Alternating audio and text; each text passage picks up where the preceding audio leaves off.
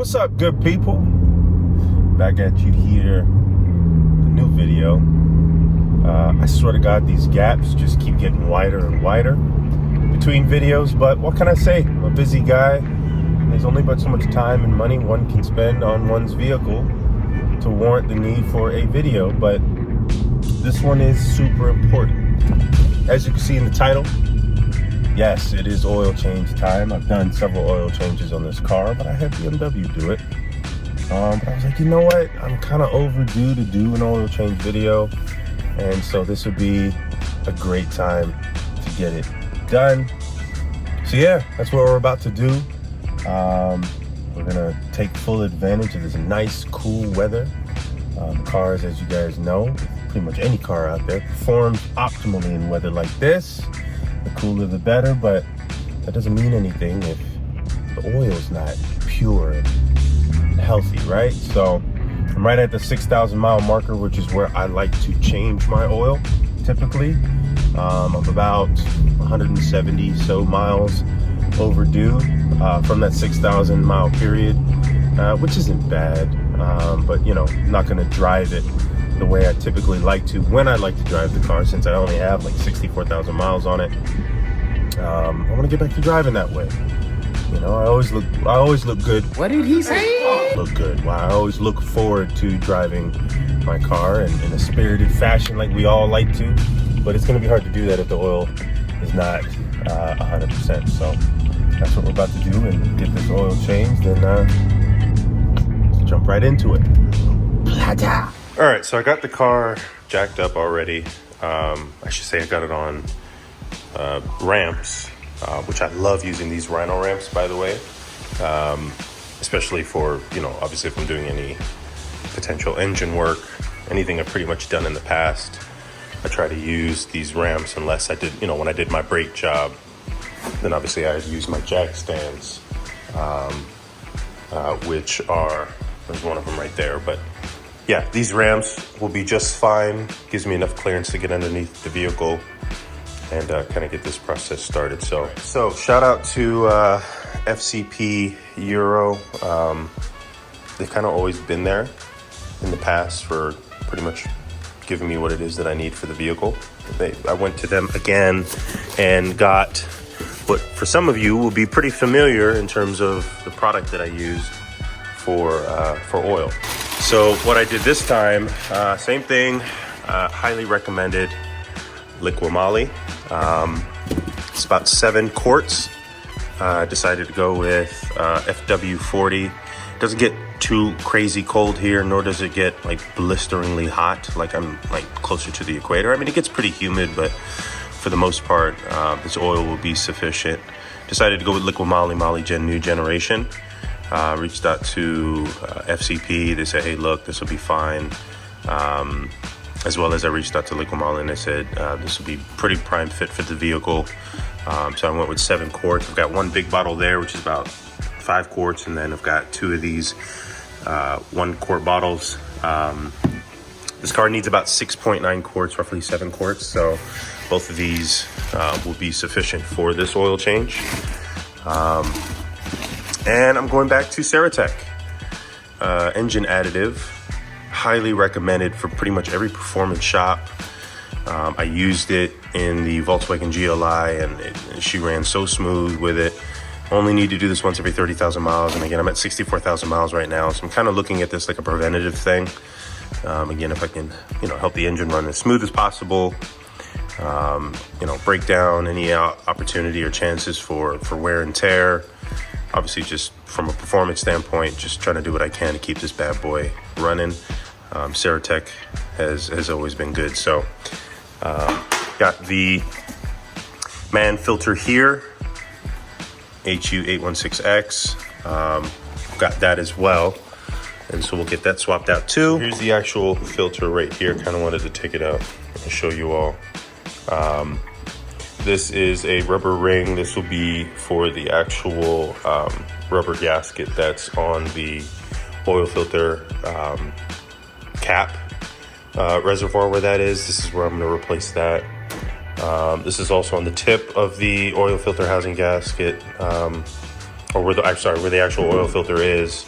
where the cap goes in, there's like a little rubber grommet that needs to be replaced every time you do an oil change and replace the filter. So we'll replace that as well. And then this is I think this is a crush washer. Yeah, I think it's a crush washer. This I think will be for the oil filter. I'm sorry, the oil drain plug bolt. This is what this looks like. It's got like a little residue on it, but I wonder if it's used.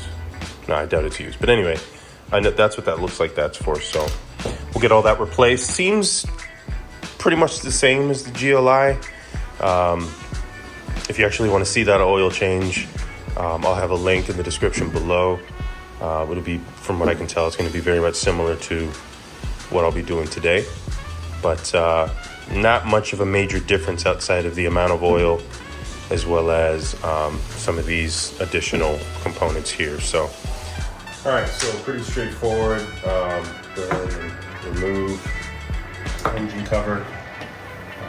Not fully necessary, but obviously just taking a look at the engine. Always good to remove it. Try to not get it dirty or damaged in any way. So one of the things that I know seems to be pretty common on the cars is when you're going to change the oil, kind of relieve some of the built-up pressure on the inside of the motor, you can kind of just open the cap here, which we're going to need to open it anyway. You don't necessarily need to take it off. You can kind of just have it exposed like that, allow some air to get in, relieve any pressure, kind of wipe off the residue that you see there. Just kind of leave it kind of just open like that. Next thing you want to do is actually remove the oil filter cap here. You'll need this oil filter removal tool, which actually sits right on top, just like that, and helps you to remove that since it is kind of hot. Also don't want to use anything but that so you don't damage it, because I don't have another oil filter cap, a replacement version. So I want to use that, so let's go ahead and remove that real quick. You can simply use a 3/8 drive to remove it, like that. All right, so wise thing to do would be wear some gloves. Since the oil is a little warm, just pop that out right there. So it came with the kit and I paid for it, I might as well just replace it. Grab your new one and you just pop it on. Okay, there we go. Now it's on. So that's the little rubber one there. For the newer, bigger rubber grommet, sits right here. And you just take this one off. This still actually looks pretty good. Grab the new one and simply just put it on. Take your time with it, don't damage it, and just pop it back on. Just like that. Okay. And there we go. So that's for the oil filter. You grab your new filter. It doesn't matter which side goes on, and you simply just pop it on. And it'll pop right into place. Just like that.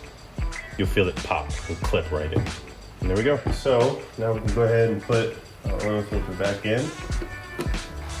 Just like that. And you can do it by hand, just like that.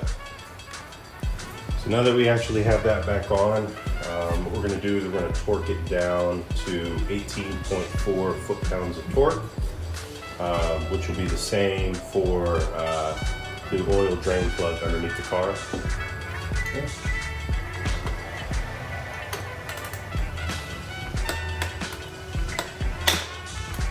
There you go. Once you've got it torqued down, you should be good to go there. Let's go ahead and move to the bottom of the car and get the oil changed. All right, guys, so slide out this latch, just like that, which will expose the drain plug.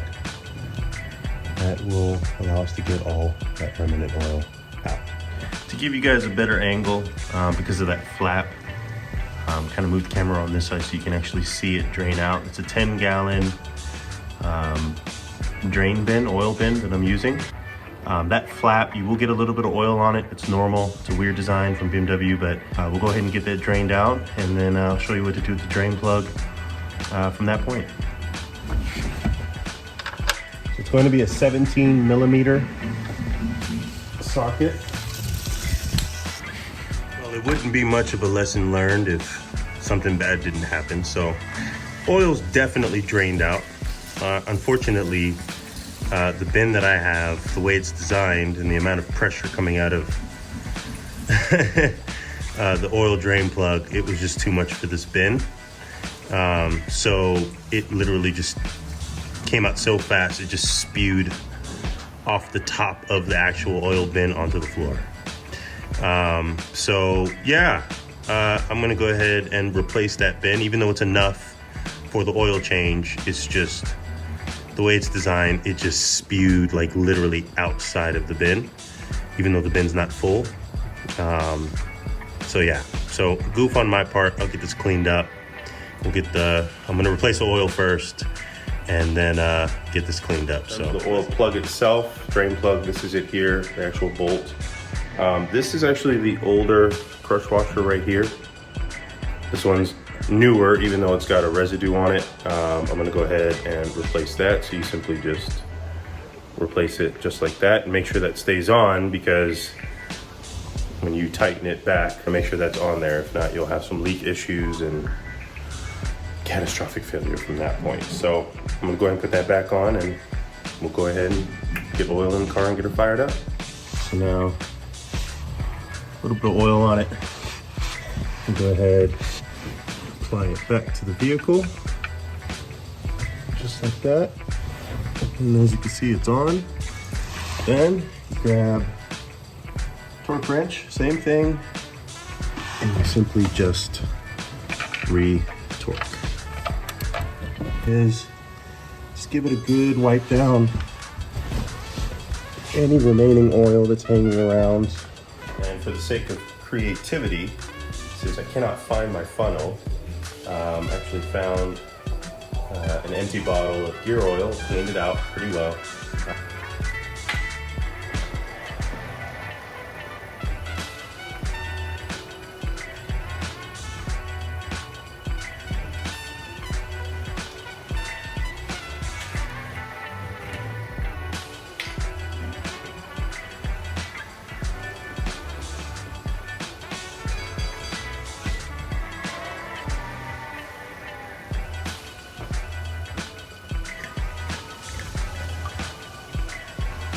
Last but not least, we've got our Ceratec additive that we're going to go ahead and add as well.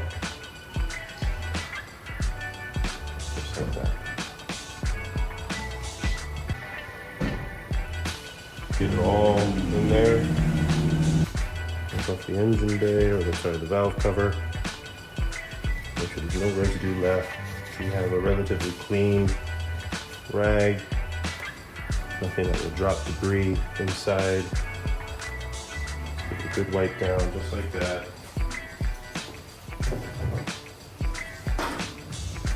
Place your valve cover, our engine cover right back on. And there we go. All right, so oil cap's back on. Oil filter's been replaced. And we'll get her fired up and see how she sounds.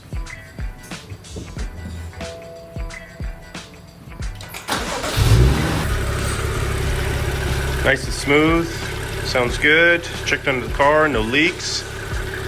I'm gonna get her wiped down a little bit, but yeah, she purrs. Sounds good. So one very important thing that you can do is you can actually just double check your engine oil level once you've done the oil change. Obviously my engine oil level was fine before I did it, but you can also measure it this way. You simply hit start measurement, and you'll notice that the engine RPMs will begin to raise, raising, I believe, some of the oil pressure.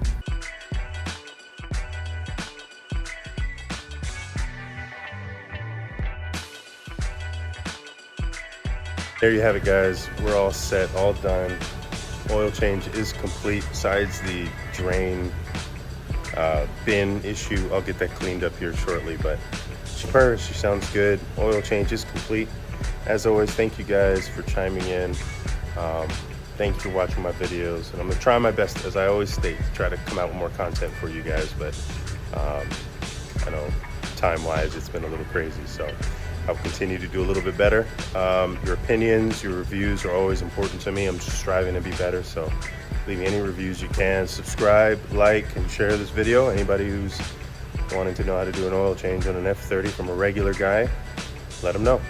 In the meantime, I appreciate it, and I'll talk to you guys soon. Peace.